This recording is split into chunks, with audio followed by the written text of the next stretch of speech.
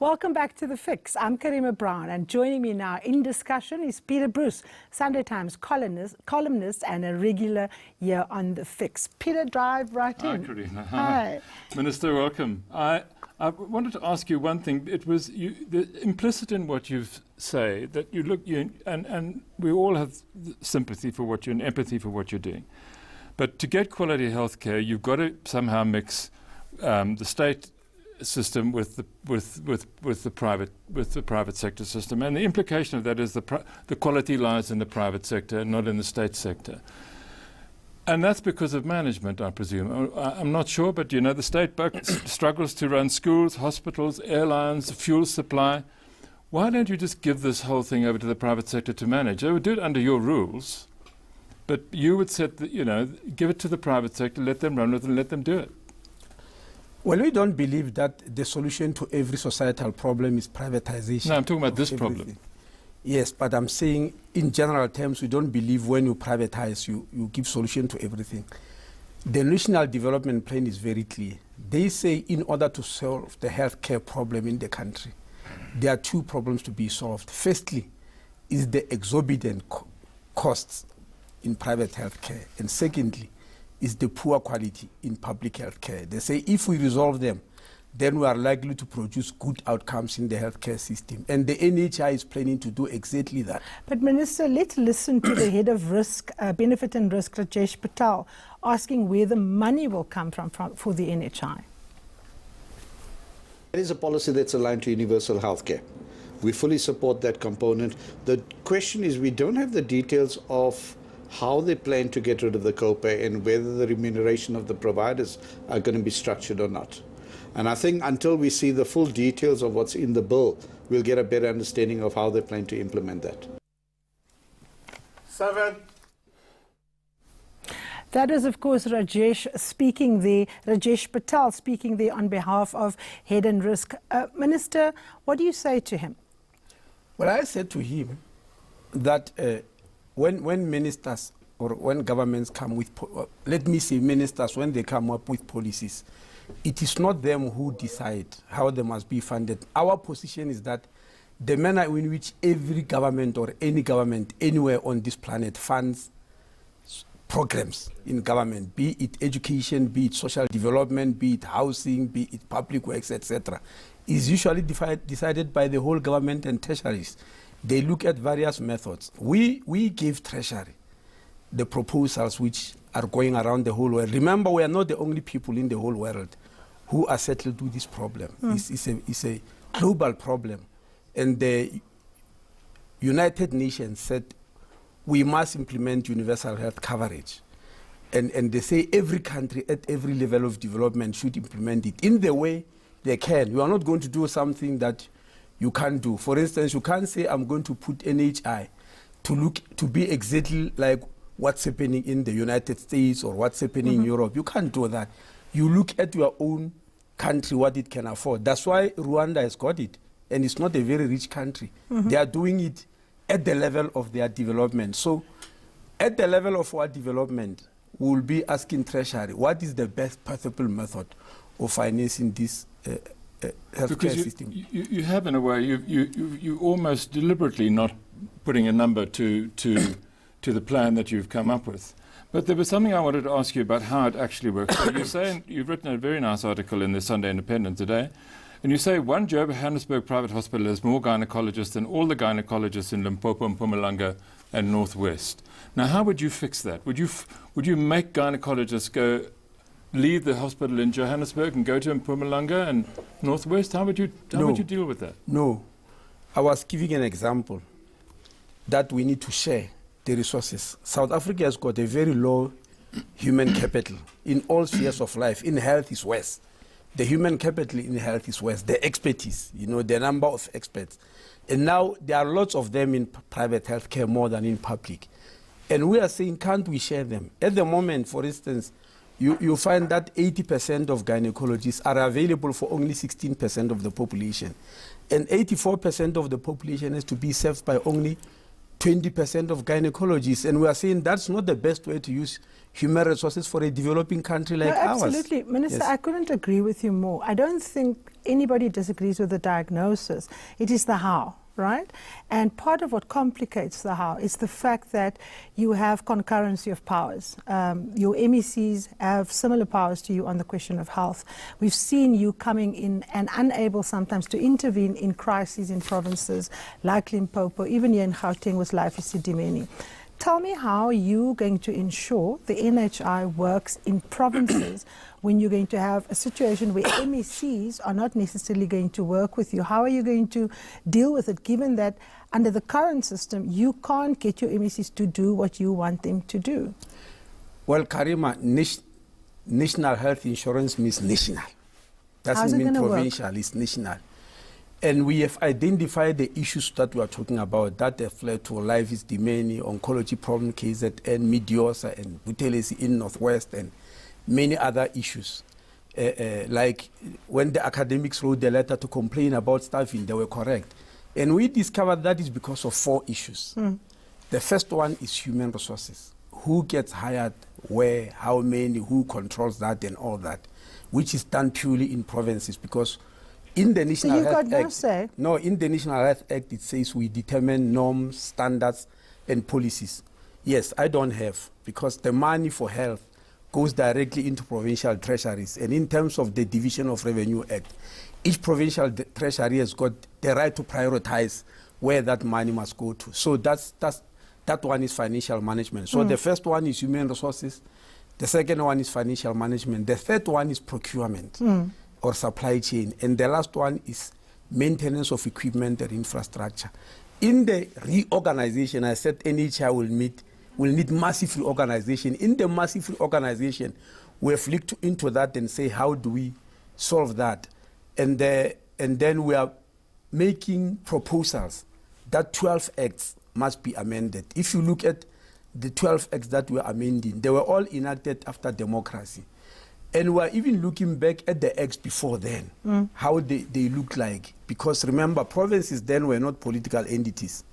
They were administrative centers like the TPA, the NPA, and that gave ministers at that time a lot of power to do certain things. So we are comparing all those things and say, when we came in after democracy, when we did this, was it the correct move?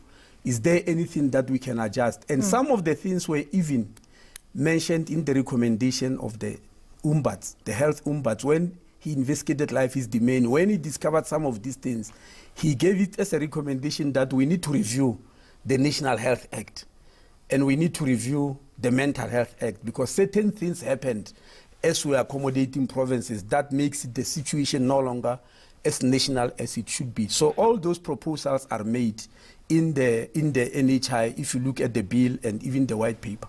Minister, if I take what you're saying, and I want to bring Peter in. Peter, you've always argued that the province are a bit of waste of time. They are a and waste of time. they need to. And I think the be minister brought is in- right. What is a waste Exactly. of time? That the provinces as itself political is a entities. waste I mean, of time. The fact that you cannot intervene in a provincial problem and solve it yourself is ridiculous in a way. And it seems to me that there's much too much money invested in provinces where it could be controlled centrally by a smaller group, perhaps, of smarter people for the greater good of the country, which is what you're trying to do now with the NHI. You are centralizing it. The danger is that you're going to create a massive bureaucracy. You're going to put a pool of money in there. It's going to be, what, 600 billion rand or 300 billion rand? No. Well, you don't know. You say here you don't know.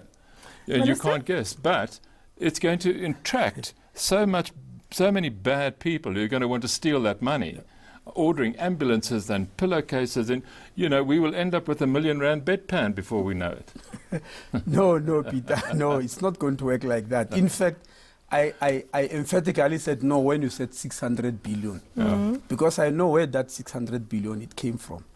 A few years ago, I was debating at the College of Medicine. I think it's 2009. I was debating with the professor of health economics at the University of Stellenbosch, who then said NHI is going to cost 850 billion.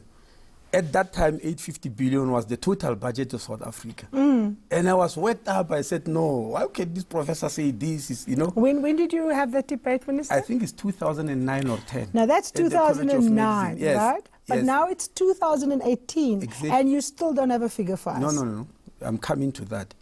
And I discovered how he arrived at that figure and how many people arrive at the figure.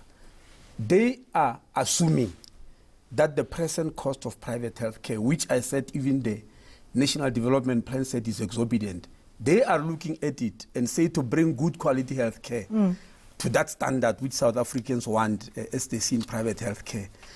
If you take what it costs now for 16% of the population, you would then take it to 100%. In other words, you translate it mathematically to 100%. That's not what we are going to do. We reject that assumption because we're not going to follow that model. But we are not failing to come up with a figure. It's because we did try to come up with a figure, and I must say under extreme pressure. We were pressurized. What happened? Why Yes, couldn't you? We were pressurized to come with a figure, and we asked, I think it was PwC, which made calculations, etc., which we debated. But we went to the experts, especially the World Health Organization, to help us calculate. They said, why do you want to do something which nobody on earth ever tried? You're not going to arrive any answer. Nobody has ever tried that because there are so many variables in calculating that. And I'm also arguing the first Medical Schemes Act was enacted in 1967. If they said then to say how much this is going to cost, I can tell you they will have arrived in a different planet altogether. So the World Organization says don't calculate something you can't calculate. Calculate the phase you are implementing at any one time. And I give another example. If in 1994 at CODESA we said, okay, we want democracy, where we want equality before the law, a prosperous South Africa for everybody, how much will it cost? How are anybody going to calculate that? Can I ask you, you make a big point in some of your presentations in the last couple of days. You're going to end co-payments, right? Now, I have a recent instance of co-payments where I have an ear, nose and throat specialist that I took my son to, who needed an operation on his nose, and the doctor would do it for X amount of money, and the medical aid would only cover X minus a certain amount. What will happen to that situation now? I'm a patient, or my son is a patient, the doctor wants X, and the NHI will only pay Y, and Y is smaller than X. No, because there must be uniform tariffs.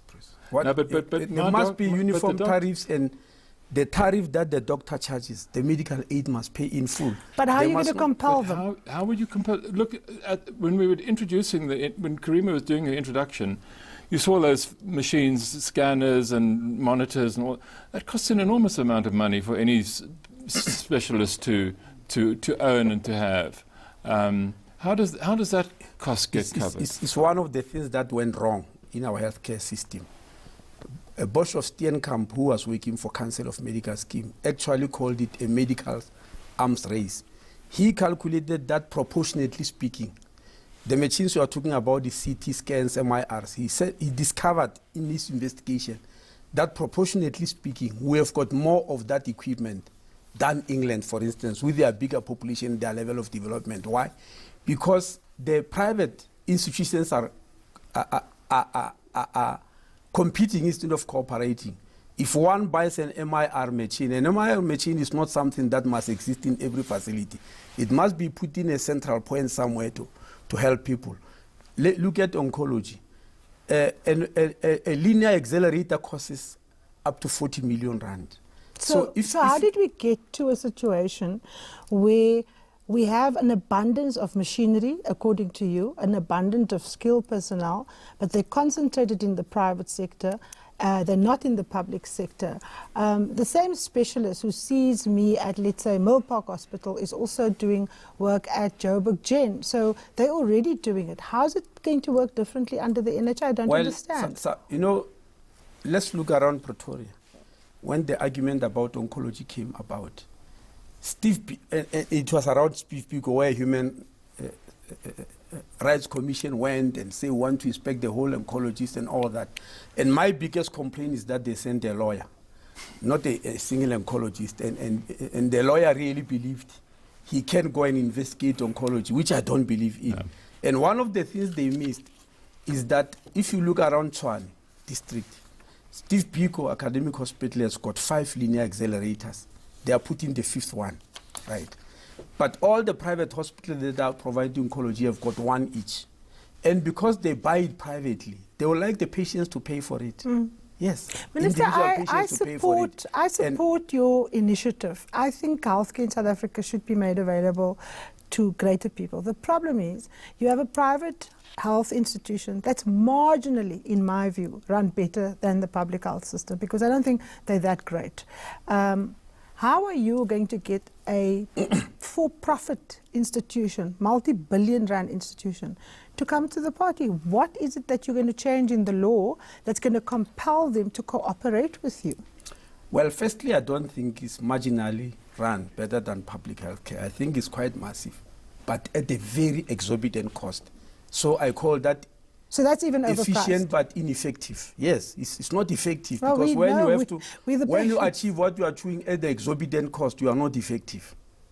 You may be efficient but not effective to the work you are doing. Now, we want to change that via NHI, and I've explained to you here that there are only 3 ways of finding healthcare anywhere in the world. I mentioned cash, I mentioned voluntary prepayment, and I mentioned mandatory prepayment for healthcare. Once you do a mandatory prepayment of healthcare, you don't then become the price taker. You become the price setter. You said, under NHI, let's put all the actuaries of the country, let's put accountants, let's put health experts, specialists, let's put them together and say, how much do you think providing this service will cost? Okay, then you'll come Minister, we're running out of time. So you're not able to give us a figure because you're saying that that is counterproductive. Can you give us timelines?